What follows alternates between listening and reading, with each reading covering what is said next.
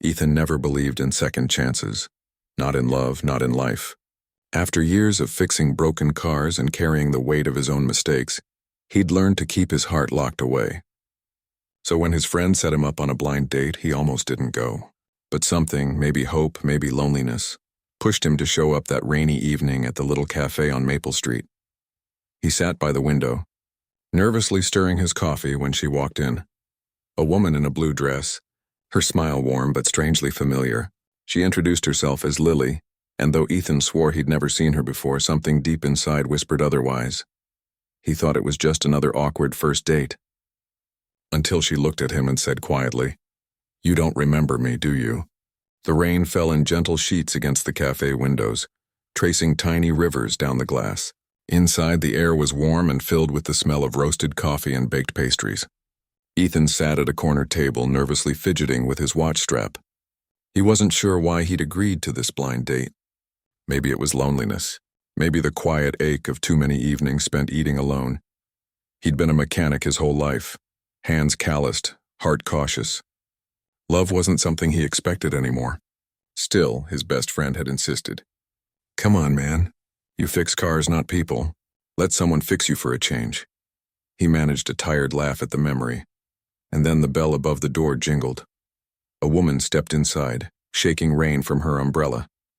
She wore a blue dress, simple yet elegant, and her presence seemed to soften the room. When her eyes met his, Ethan felt an unexpected jolt. Recognition without reason, a sense that her face belonged somewhere in his past. "Ethan?" she asked, her smile warm but unsure. He stood up quickly, almost knocking over his coffee. "Yeah, hi. You must be Lily."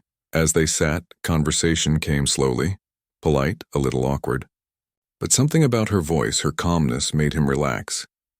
She asked questions not out of curiosity, but out of genuine interests about his work, his life, his dreams.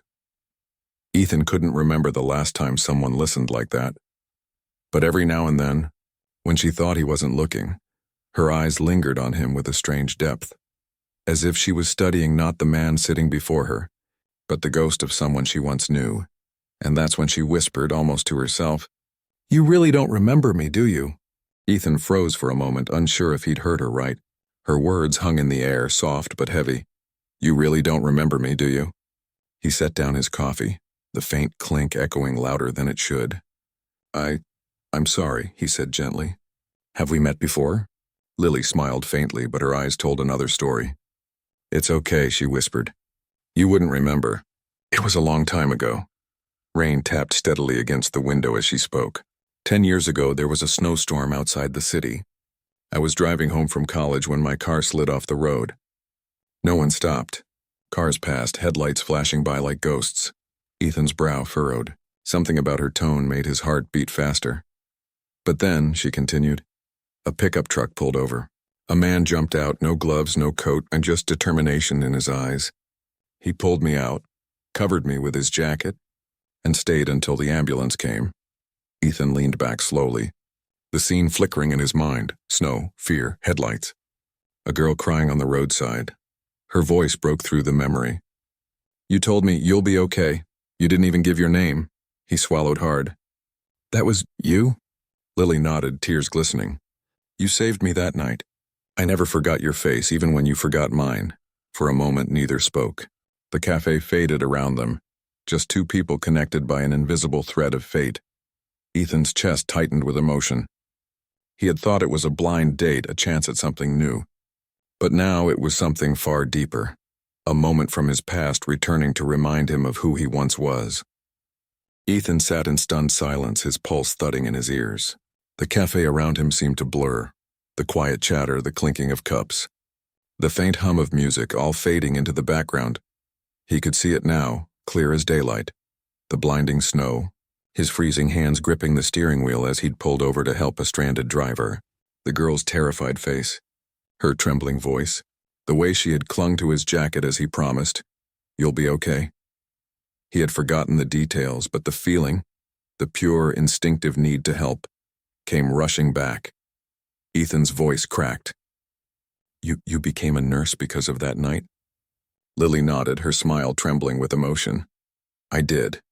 I wanted to give back the same kindness you showed me, to make someone else feel safe the way you did for me.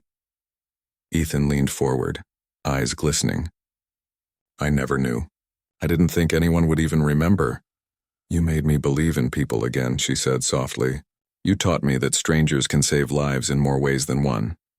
He looked at her, really looked at her, and saw not just a woman across the table, but the living proof that a single selfless act could ripple through time and change the course of another person's life.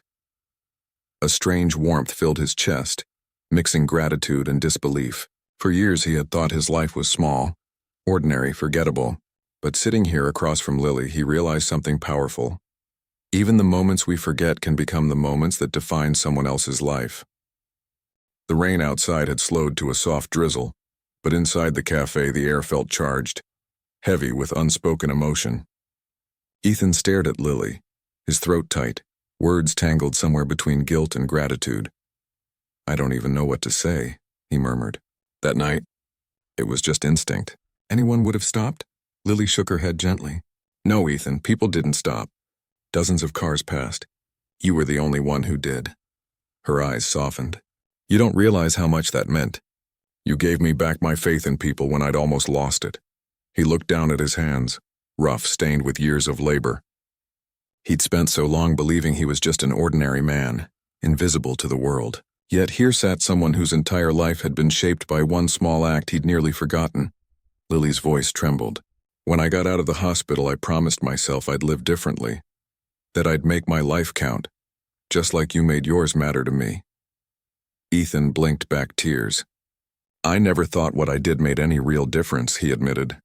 Most days I just try to keep going. She reached across the table and took his hand gently. Maybe this is the world's way of reminding you. The smallest kindness can echo for years. You saved me once. Maybe tonight was my turn to remind you what you're capable of. For a long moment neither spoke. The world outside continued as usual. But inside that little cafe, two souls sat in quiet understanding, both forever changed by one forgotten act of compassion. When they finally stepped out of the cafe, the rain had stopped completely. The city lights shimmered in the puddles, reflecting tiny stars beneath their feet. Ethan walked beside Lily in silence, the cool night air washing over them like a quiet blessing. For a long time, neither said a word. They didn't need to. The connection between them spoke louder than any conversation could. At the corner, Lily turned to him, her expression soft. You know, I used to believe everything in life happens for a reason. But tonight proved it. Ethan smiled faintly. How so? She looked at him, eyes glistening under the streetlight. Because sometimes kindness doesn't end where we think it does. It circles back, and when we need it most. Her words lingered like a gentle echo in his chest. He nodded, swallowing the lump in his throat. I think I forgot that for a while, he said quietly. Thank you for reminding me. Lily smiled. Maybe the world brought us together again, not to start something new, but to finish something good. A soft laugh escaped him, half joy, half disbelief. You know, he said, glancing up at the sky, I spent years thinking my life didn't matter much. Just fixing cars, paying bills, getting by. She touched his arm gently. You fixed more than cars, Ethan.